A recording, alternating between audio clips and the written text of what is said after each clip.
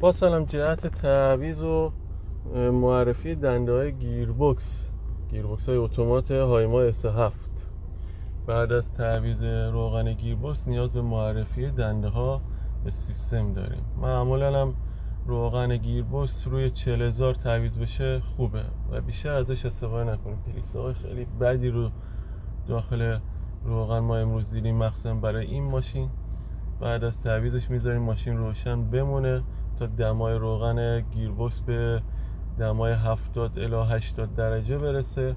بعد از اون شروع میکنیم به معرفی کردن دنده ها. چیکار میکنیم؟ پامون رو روی ترمز قرار میدیم، دست دنده رو حالت P 10 ثانیه نگه میداریم، بعد میاریم رو حالت N 10 ثانیه، تو حالت R 10 ثانیه و در حالت D هم 10 ثانیه. به ترتیب از بالا به پایین 10 ثانیه میایم پایین.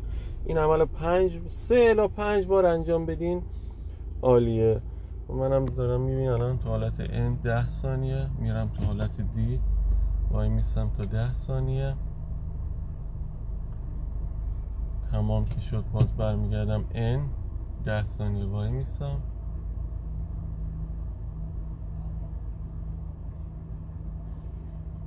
ده ثانیه که وایسادم باز میرم رو حالت R 10 ثانیه وای میستم.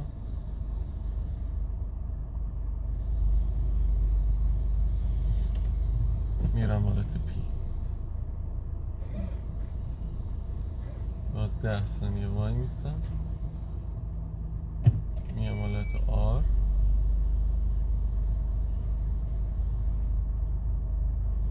این عملو 3 الی 5 بار انجام میدیم و بعدش میریم برای تست جاده.